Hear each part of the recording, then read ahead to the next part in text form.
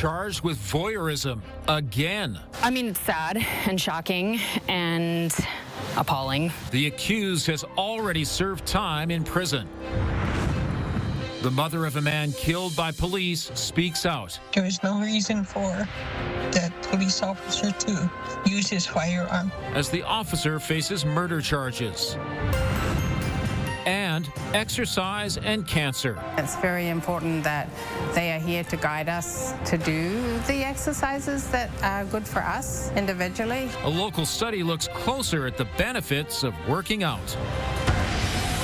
CTV Calgary, local breaking news with Ian White. Good afternoon. A Calgary man previously jailed for secretly filming explicit videos of women is accused of doing it again, this time targeting young girls and women at South Centre Mall. That's where Mark Villani joins us live. So, Mark, can you tell us more about the allegations and this man's criminal past? Well, Ian, this case is disturbing not only because of the charges, but because police say this man is a repeat offender. Jeffrey Robert Williamson was previously convicted back in 2017 in the notorious Canada creep case, and he now faces new charges after allegedly being caught filming again, this time here at South Centre Mall. Now, police were called to the shopping center on June 24th after a woman said a man was secretly filming her on his phone. Security footage helped identify a suspect, and police say a search of a Marquis Lane home turned up devices containing child pornography. 51-year-old Jeffrey Robert Williamson is now charged with voyeurism, possession, and accessing child porn. He previously served 2 years in prison for posting hundreds of non-consensual images online, including videos taken under women's skirts. Now, we spoke with a woman who says her children actually played at Williamson's house before he was originally charged. She says she's stunned to see him charged again. I mean, it's sad and shocking and appalling.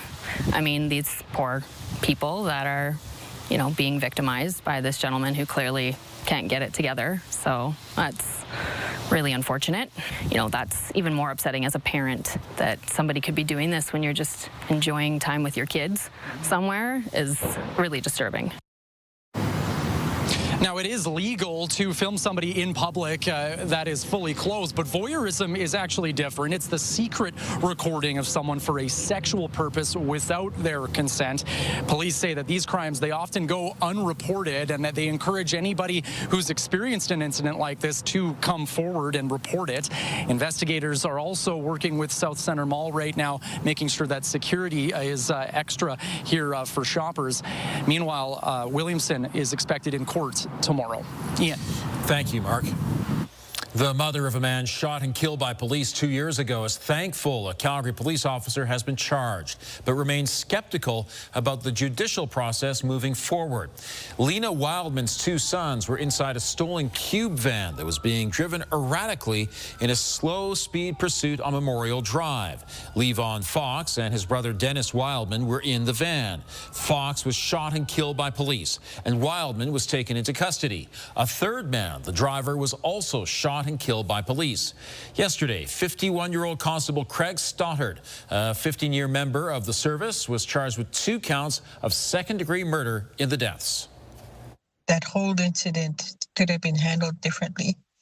My son was not given the opportunity to show his hands or get out of the vehicle. And he would have still been here. There is no reason for that police officer to use his firearm. Stoddard's next court appearance is tomorrow. 3 people, including a Calgary police officer, have been injured in a crash on Crowchild Trail. It happened just before 3 this afternoon at 24th Avenue in the Northwest. Investigators say the police officer and 2 people in the other vehicle received minor injuries. All lanes of Crowchild between 32nd and 5th Avenue are closed. After delaying the start of the Stephen Avenue revitalization project, construction will get started next week. Starting Monday, crews will focus on the east half of the 100 block of 1st Street Southeast and expand to the west side on September 2nd. The city says it's to minimize disruptions during the summer patio season. Construction was delayed after businesses voiced their frustration over the initial phase scheduled to cover several city blocks. This first phase, which includes upgrading critical underground infrastructure, will be mostly done by June of next year. City Council has voted unanimously to approve a zoning change just north of the Bow River in Hillhurst, making way for a 6-story building over land contaminated with creosote. Stephanie Thomas joins us from City Hall, and Stephanie, Council seemed convinced the risks could be contained. Well, Ian, debate didn't focus as much on the structure itself, about the units or the stories. It was rather about what lay deep beneath the surface. And the developer says that it's not planning on digging deep enough to churn up the toxic chemical. Now, the issue stems from the former Canada creosote plants, once located not far from the vacant Greyhound bus station in Sunalta. For decades, until the mid-60s, oily creosote dripped into and under the Bow River from the south side. Now, despite some attempts, it's never been fully cleaned up, and it has seeped into the Hillhurst area where the former CBC building once was, but it's currently a vacant site. Now, the creosote on the north side is believed to be deep in the bedrock, about 7 meters down. The developer, Anthem Properties, says the parkade it plans to build would go 3 meters down and wouldn't cause air quality issues. Now, while the developer is pleased with the outcome, some community residents tell us they're disappointed. Really, I think what it shows is that we were able to provide confidence in the technical review that's been completed regarding development on the site. And when you look at the process, it's pretty clear that the public were cut out of the interaction, and that leaves people's trust in government in doubt. Now, the province has come up with a risk management plan, but it is up to the developer or the landowner to deal with any creosote issues that may come up. Now, as for the root issue in Sunalta, well, the province says that there's minor cleanups and regular monitoring that's ongoing, but there's no major plans for a more thorough cleanup. And the mayor did tell us today that there are no plans before her desk for any development in Sunalta. Ian. Stephanie, thanks very much. And a proposal to redesignate land for a large development in Marda Loop is also going ahead. The plan for the 2-acre parcel of land includes 2 high-rise and 2 mid-rise towers to be built between 33rd and 34th Avenues. The city received 136 letters against the proposal and 3 in favor. Council voted 13-1 in support of the land use change. For many of them, it was their first time ever on the golf course, and they played pretty well, too. McCall Lake Golf Course hosted the first tee program today, sponsored by the RBC Junior Golf Initiative. The goal is to help golf reflect all of Canada. Kids whose parents never golfed or couldn't afford to play learned how to drive, pitch, and putt for free. The program also focuses on life lessons, and today's lesson was confidence. Well, in golf, like playing in front of people, and during school, maybe speaking in front of teachers. We really think that using golf as kind of the engine to teach those life lessons and to build strong character is so important. First Tee works with community partners and newcomers groups to find kids who are eligible for the program. Sounds like a wonderful program indeed. Pretty good day to go golfing aside from a little wind, right? Yeah, exactly. It was a lovely day out there, especially as we compare it to some of the elements we've been dealing with throughout the week so far. And we've got our second round of active weather en route. But when we look outside right now, still enjoying a mostly sunny conditions out there. A bit of light cloud coverage at 20 degrees currently, with some stronger winds out of the southeast this hour. But look what's right on our doorstep. An active system brewing over central BC and just creeping over the Rockies into parts of the northern foothills right now. That's going to encroach into the Calgary area later tonight. So you're still good for the barbecue. You're still good for your golf and having your sensitive plants outside for now, but bring them in later this evening. No watches and warnings so far, but I'm keeping an eye on that situation because that could rapidly change as we get closer to about 11 o'clock tonight. And certainly as we carry into tomorrow, there's a chance of maybe some rainfall warnings, thunderstorm watches and warnings as well. As we look at your 24-hour forecast here, brought to you by 5th Avenue Volkswagen, where you can win your ride. See dealer for details or visit 5thAvVW.com. We'll have more in your full forecast coming up.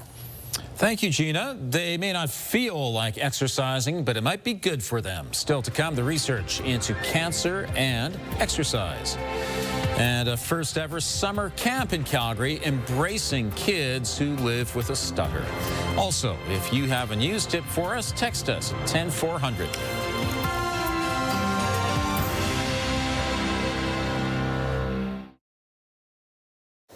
A camp that aims to embrace stuttering rather than change the way a child speaks is holding its first stop in Calgary this week.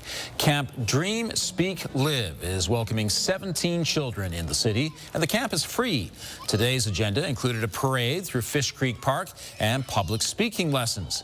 The approach teaches people who stutter how to communicate effectively and confidently instead of trying to change their fluency. Kids taking part say it's already improved how they feel about the way they speak. We are made like this, like that's how we talk, that's why we talk. We were born to stutter. We were learning about communication and owning our space when we're talking in front of the whole group. The approach was developed at the Blank Center for Stuttering Education in Texas, and annual camps have been held internationally before, but never in Canada. And they had a great day at camp, too. Maybe a little rainy tomorrow, right? Yeah, especially in those morning hours is when we're expecting the system to really develop over Calgary. So I know it was nice and sunny out there today, but keep the umbrella handy because you certainly couldn't tell outside right now through our Skywatch weather camera that any sort of active weather is on the way, but it is to the north of us and it is slowly brewing and getting closer and closer to the city. But temperatures, nice rebound today, back within that seasonal range there. Usual highs of 23 degrees. Today, downtown is sitting at 22 right now. Airport is 20. And over in Strathmore, you're sitting at 21. Get your daily dose of greens at Serenity Golf Club, just 20 minutes east of Calgary. Now, let's talk about our temperatures around the province here outside of Calgary and the surrounding area. Very similar temperature values so far. We still could get to about 21 here in Calgary, so we haven't quite hit that forecast high yet, but still much better than the temperatures we were seeing earlier this week. But it will be short-lived, these 20-degree temperatures and the sunny conditions, because like I keep teeing up, there is active weather on the horizon. So tomorrow you can notice 15 degrees is all we're going to get to for tomorrow afternoon as this system tracks in. Here's a look at it right now. Added the lightning layer in so you can already see as this system makes its way over the mountain range, it really starts to build that energy again, and it's circulating in a counterclockwise direction and getting more and more south. So let's check out the future cast here. Like I mentioned, we'll start to see these cells develop into Calgary right around 11:30 tonight. Timestamp here of 12:30 tomorrow morning. So it's looking pretty intense, the core of this system over Calgary right now. And this is just the precursor to the bigger event brewing over Revelstoke. So like I said, counterclockwise flow tracks more into Calgary throughout the morning hours tomorrow, and then keeps pushing out to the east of us. So this should clear up late Thursday afternoon, right around 5 o'clock. We'll start to see that clearing, and then more sunshine on tap for your Friday to kick off the weekend. But it's a lot of back and forth here. We're anticipating that rain to once again return as we get into Saturday. But here's a look at the next 24 hours for you.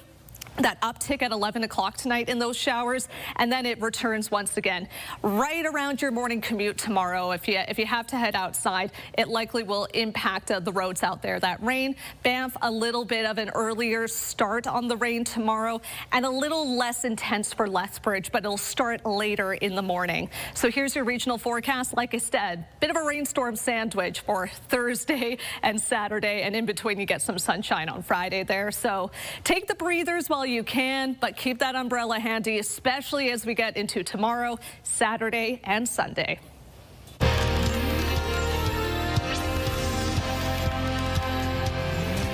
An Alberta team is studying how exercise after and even during cancer treatments can provide survival benefits. This Calgary class is one of many in the Alberta Community Exercise Program. Data about results will be released soon. Research is already revealing promising data about exercise programs in oncology treatment, including an 18-year-long study on colon cancer patients from all over the world, recently published in the New England Journal of Medicine. Participants in the Calgary program have all different kinds of cancer. Some have done treatment, others are going through it or waiting to get it. They say having specially trained help for all of their unique challenges is vital. They're very, very helpful, and it's very important that they are here to guide us to do the exercises that are good for us individually. So, yeah, and they've become great friends. And she says the social side of the class is just as important, since everyone here understands what it's like to go through cancer. In the next year, Alberta's Cancer Exercise Research Team is expected to release results from its 7-year study of more than 2,500 participants. A University of Calgary student has invented an IV-friendly hug hoodie. 20-year-old Madison Torrey is a third-year health sciences student. As a kid, she spent a lot of time in hospitals, eventually being diagnosed with lupus. Torrey experienced lots of cold IV fluid going through her veins while wearing gowns or tank tops slung off the shoulder. So she developed the hug hoodie with an opening for IVs while keeping patients cozy and warm. She's working with a Canadian manufacturer and is seeking corporate sponsors to buy them for patients and hospitals. They cost $150, and she already has 150 pre-orders. What a great idea. Thousands of workers are building new homes for Canadians, but some cities are busier than others. Still ahead, a sharp increase in Calgary, while Toronto's housing starts drop.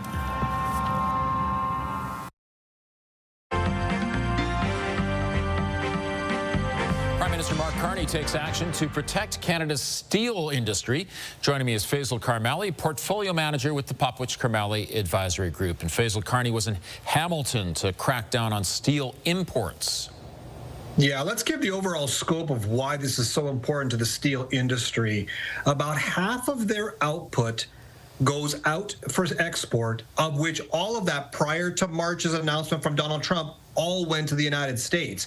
What's happening in the back door is countries such as Vietnam, Korea, Malaysia are dumping steel in this country, causing a bit more problem. And enter in Mark Carney and his policy of higher tariffs for all the countries that are involved in regards to this. Now, some are saying this is good economic policy. Some are saying it's protectionism and not making it competitive. We're going to see this happen more and more in all countries, not just Canada. We're going to find out how the ramifications, if any, come out of that. And the income gap hits a record high. Yeah, this is a big concern for people like myself who look at the investment world, look at how politics, economics are all moving. And as you have a bigger gap between the top 40% and the bottom 40%, which we now have a record high, you cause more of an impact. Well, some of those impacts are, of course, lower demand for goods. Keep in mind the bottom 40% spend most of their income on goods and services. The top 40% save more money. We also have issues in regards to growth, infrastructure, education, healthcare, political and economic issues as well. So you can see this can be a rippling effect if it continues, and we're hoping to see that some economic policies can help this overall issue. Yeah, lots to think about there. Faisal, thanks very much. Thanks for having me. Housing starts in Canada are on the rise, but only slightly. Construction on new homes across the country rose 0.4% in June. Crews started work on 284,000 new homes across the country. But in Calgary, housing starts rose 32% year over year. Vancouver saw a 74% increase in housing starts, while Toronto experienced a 40% decrease. City Council approves a controversial inner-city redevelopment. Here's Tara Nelson with a look ahead to CTV News at 6. Hi, Ian. A 269-unit apartment is planned for the former CBC site in Hillhurst. Neighbors oppose the development because it would disturb creosote-contaminated soil. That's their fear. Coming up at 6, councillors explain why the development got unanimous support despite community opposition. Also ahead, reaction to the federal government's crackdown on steel imports. Coming up, why a Calgary company says that will drive up costs and hurt their business. Ian. Thank you, Tara. 2 campgrounds in Yoho National Park closed because of bears reopened today. Last week, a black bear damaged an unoccupied tent at Takakaw Falls Campground. A similar incident happened to a tent at Yoho Lake Backcountry Campground. As a precaution, both sites were closed. Officials announced today there's been no further bear sightings, so the closures have been lifted. Parks Canada suspects the bears have moved farther into the backcountry where there's abundant natural food sources. Well, showers are almost the norm over the next few days. Right now in Calgary, it is mainly cloudy and 16 degrees. Gina has the details coming up.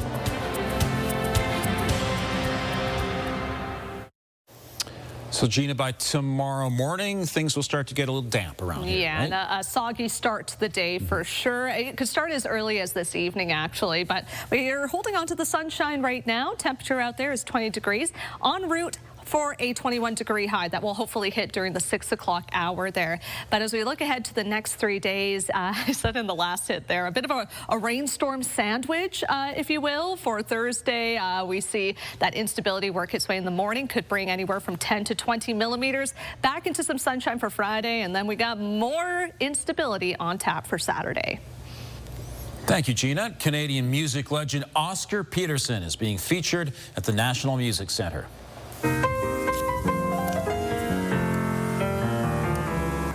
Peterson was a jazz musician, composer, and advocate for civil rights and music education. Now he will grace the NMC in Timeless 100 Years of Oscar Peterson. The launch coincides with what would have been his 100th birthday and will be the most comprehensive tribute ever presented on Peterson. Organizers have worked with Peterson's wife for a long time to make the exhibit happen. Kelly was actually at our groundbreaking in 2013 when we broke ground on this building.